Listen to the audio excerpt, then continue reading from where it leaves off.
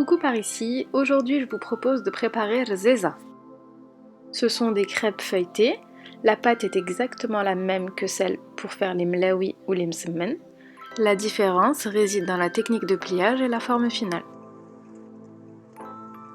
Commencez par verser un bol de semoule très fine, je vous montre à quoi elle ressemble. Ajoutez-y 2 bols de farine,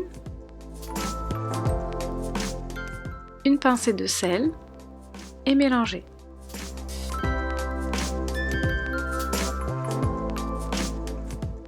Ajoutez ensuite progressivement environ un grand bol d'eau. Cette quantité est indicative, elle peut facilement varier d'une farine à l'autre, donc n'hésitez pas à l'adapter. Si vous avez un robot, vous pouvez très bien l'utiliser pour pétrir votre pâte. Ici, j'ai choisi de le faire à la main, déjà pour vous montrer que ça se fait très bien, et ensuite parce que ça m'amuse.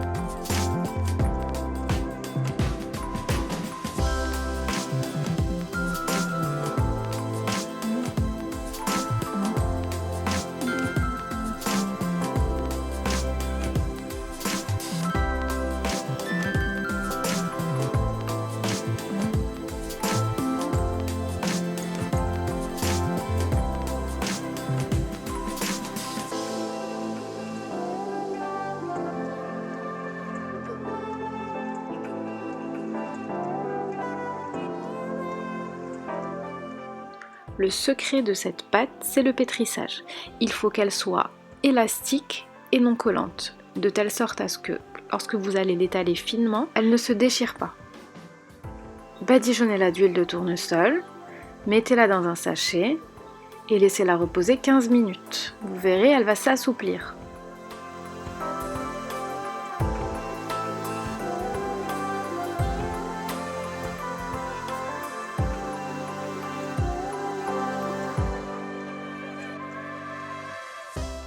Pendant ce temps-là, faites fondre 50 g de beurre et 50 g d'huile de tournesol.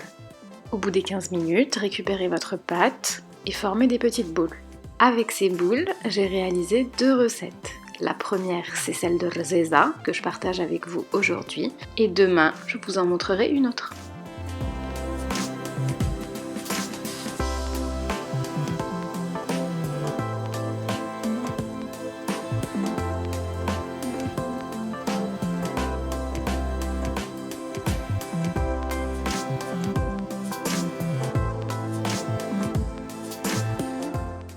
Une fois que vous avez formé vos boules, couvrez-les avec un sachet plastique pour qu'elles ne croûtent pas et préparez un mélange avec un sachet de levure chimique et 30 g de semoule fine.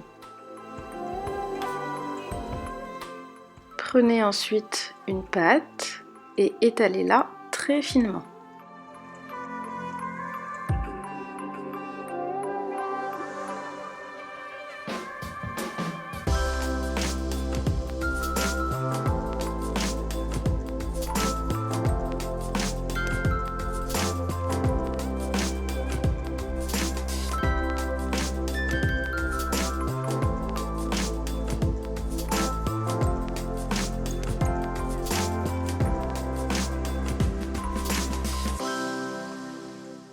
Il faut qu'on voit le plan de travail au travers. Saupoudrez-la ensuite du mélange semoule fine et levure chimique, puis coupez de fines lamelles comme sur la vidéo.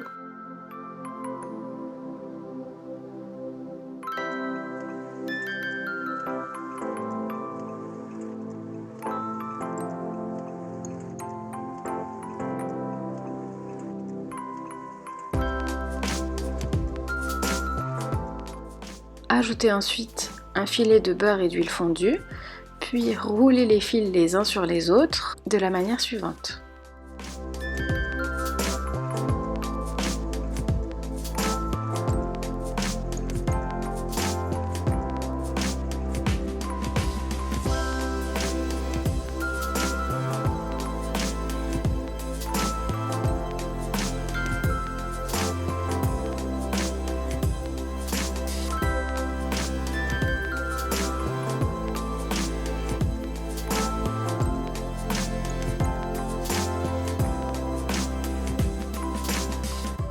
Enroulez ensuite la pâte entre vos doigts et laissez-la reposer sous le sachet. Puis, faites de même avec les autres boules.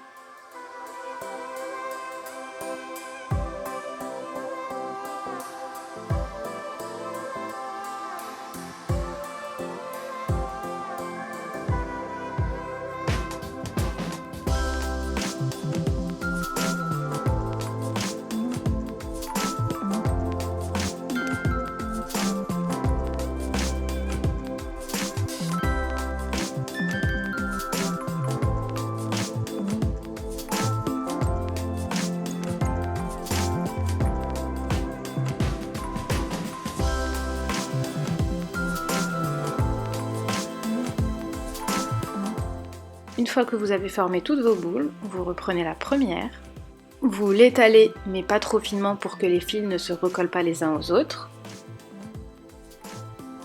et vous la mettez à cuire dans une poêle bien chaude.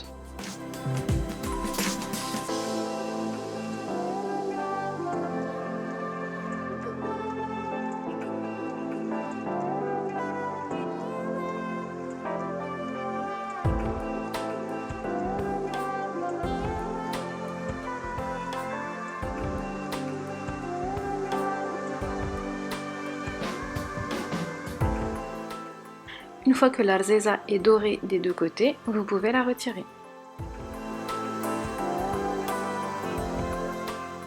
L'arzeza se mange chaude, effilochée, avec un mélange de beurre et de miel fondu. J'espère que cette vidéo vous a plu. N'hésitez pas à vous abonner pour ne pas louper les prochaines. Et je vous donne rendez-vous demain pour la deuxième recette avec cette pâte.